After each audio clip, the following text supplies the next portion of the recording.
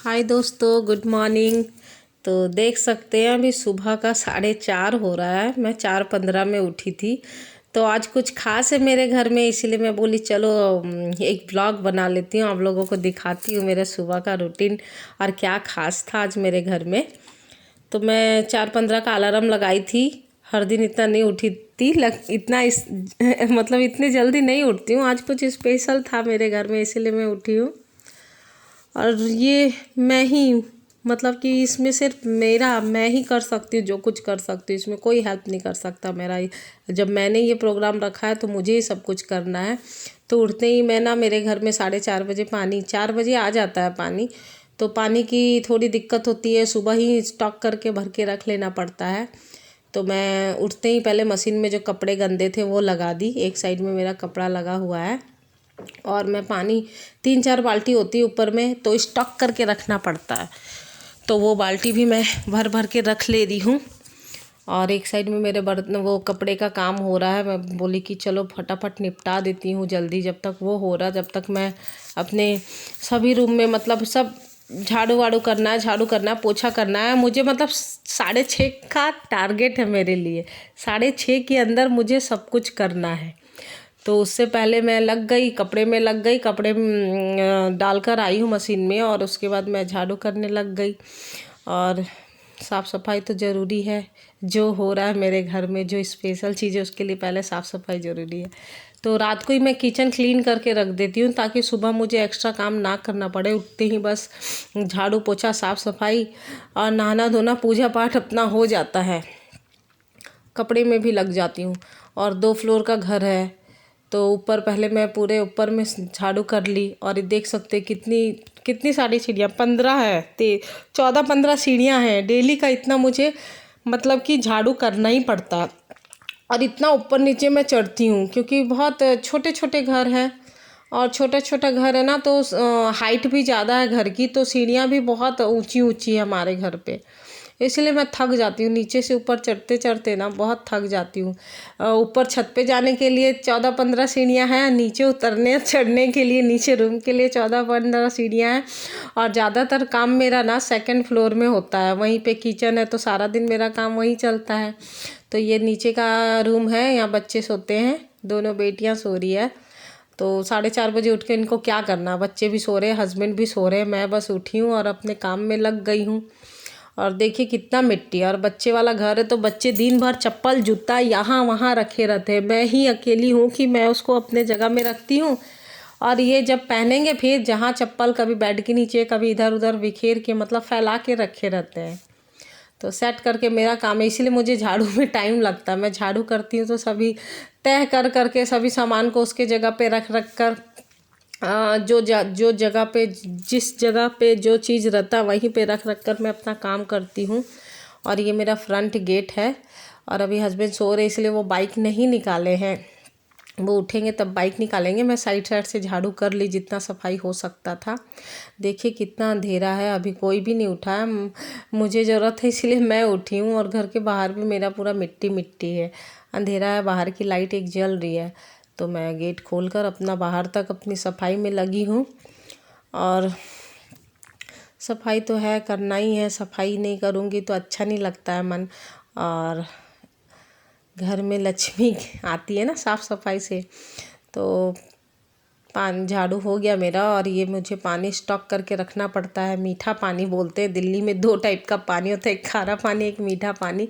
तो ये मीठा पानी से हम खाना वाना बनाते हैं, तो ये मैं स्टॉक करके रख लेती हूँ। कभी कभी पानी नहीं आता है, तभी ये पानी यूज़ होता है।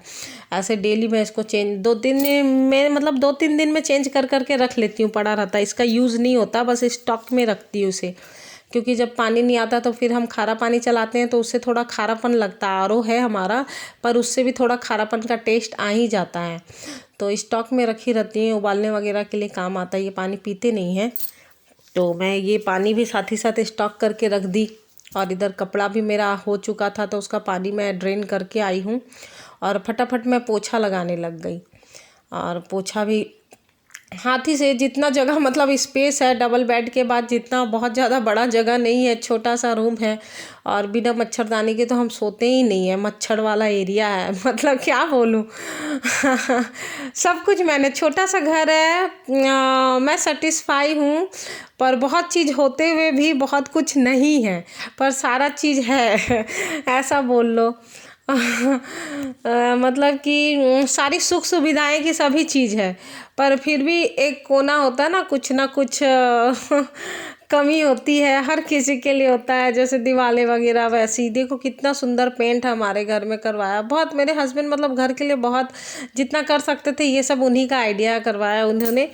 पर कुछ भी सफल नहीं हुआ, टूट फूट गया। 2 ही 3 साल के अंदर पूरा दीवार सब में सीलन आने लग गई, पानी पता नहीं कैसे, क्या खुला एरिया अगल बगल में जब भी लोग बना रहे तो ऐसे सीलन आ रही है। अच्छा अच्छा पेंट हमारे दीवार से खुद ब खुद निकल निकल के जड़ रहा है।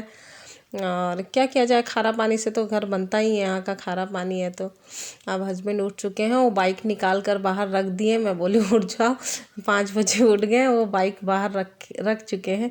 तो मैं फटाफट अपना पोछा लगा रही हूँ, और सेट भी करना पड़ता है इस टाइम पे। मुझे थोड़ा टाइम मिल गया तो मैं बोली चलो दोनों काम हो जाएगा। मुझे खुशी होती है, चलो सभी अपना काम करते हैं तो दिखाते हैं। मैं बोली मैं भी क्या कर रही हूँ एक्स्ट्रा, तो सभी करते होंगे पर मैं दिखाई हूँ। मैं बोले चलो मैं भी शेयर करती हूँ अपना।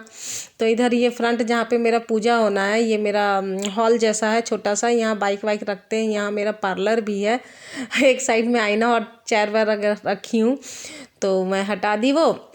और ये एरिया पूरा खाली कर चुकी हूँ, तो यहाँ मैं धुल ही दूँ, मैंने ये सफाई कर दी। यहाँ पे मैं धो ही दी हूँ कि धो देती हूँ। यहाँ पे पूजा होना है, चारों तरफ तो सफाई कर ली, पोछा करी हूँ हाथ से, पर यहाँ मैं पानी डाल डाल के मतलब धो दे रही हूँ।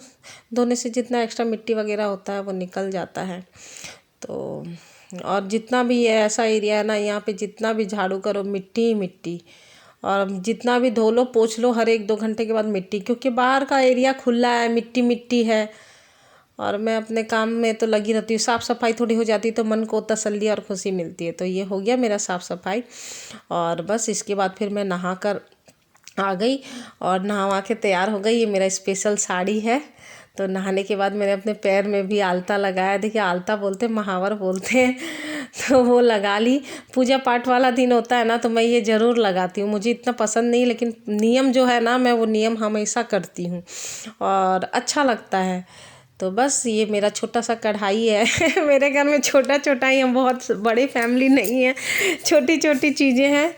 तो ये स्टील की कढ़ाई है, ये मेरा मतलब अच्छा नया है। इसमें मैं पूजा का चीज़ वगैरह कुछ व्रत वगैरह कुछ करती हूँ तो इसमें बनाती हूँ।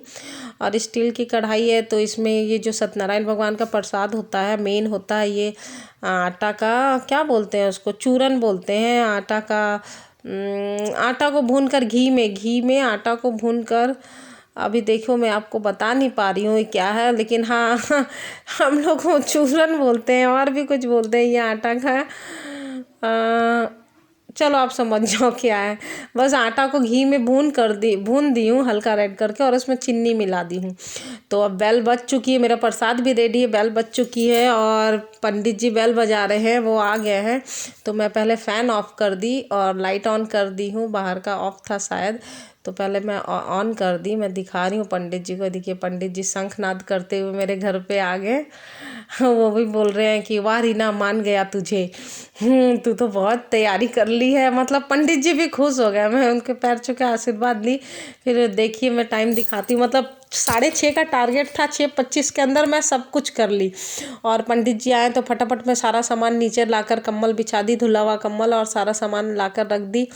और पंडित जी मतलब जो काम अधूरा छोड़े थे वो मैं फटाफट कर दे रही थी। और बचपन से मैं सत्यनारायण कथा मेरे घर में होता है तो मुझे पता जो भी कमियां लग रही थी मुझे बोल बोल कर, तो मैं फटाफट कर दे रही थी। नहीं पंडित जी ऐसे, नहीं पंडित जी ऐसे। पंडित जी बोले अच्छा ठीक है, तेरी जो मर्जी, तू जैसे करेगी कर ले। तो बस पंडित जी को इसलिए मैं बुलाई कि वो थोड़ा कथा वाच दे और मंत्र वगैरह पढ़ दें, शुद्धि हो जाएगी मेरे घर की। 8 महीना से मेरा घर मतलब कि ऐसे था। पूजा पाठ तो मैं आई हूँ अभी 2-3 महीना हुआ मुझे आए। कब आई थी मैं? अभी हाँ, अक्टूबर, 1 महीना हुआ है मुझे आए, 2-3 महीना नहीं। तो 1 महीने से मैं अभी घर पे पूजा कर रही हूँ। तो मैं बोली चलो हवन करवा लेती हूँ, शुद्धि हो जाएगी मेरे घर की। तो आज मेरे घर में मैंने रखवाया है सत्यनारायण पूजा। और आज है कार्तिक पूर्णिमा, जो कि इस दिन बहुत लोग करवाते हैं। तो मुझे भी बहुत खुशी हुई। और पंडित जी बहुत पहले से कांटेक्ट लेके रखते हैं, तो इनके पास टाइम नहीं था, इसीलिए इन्होंने मुझे बोला कि तुम तो बहुत पीछे बोल रही हो, तो मेरे पास टाइम नहीं।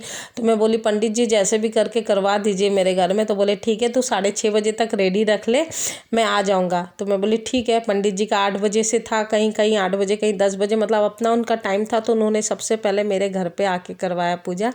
हमारे एरिया के ही पंडित जी है। तो मैं खुश हो गई, चलो कोई नहीं, कम से कम पूजा तो हो गया। और मैं 2 दिन पहले ही बोली पंडित जी को, मेरे घर के पास से गुजरे पंडित जी, तो मैं उनको बोल दी पंडित जी मेरे घर पे पूजा करवा दीजिए। तो सत्यनारायण भगवान की इच्छा थी, तो मेरे घर में पूजा हो गई और हवन हो गया। तो मुझे मतलब बहुत खुशी लगती है पूजा पाठ में। इतना बिजी रहती हूँ, घर है, परिवार है, तो पर सभी के घर में ना साल में 6 महीना में एक बार ही हवन होना ही चाहिए।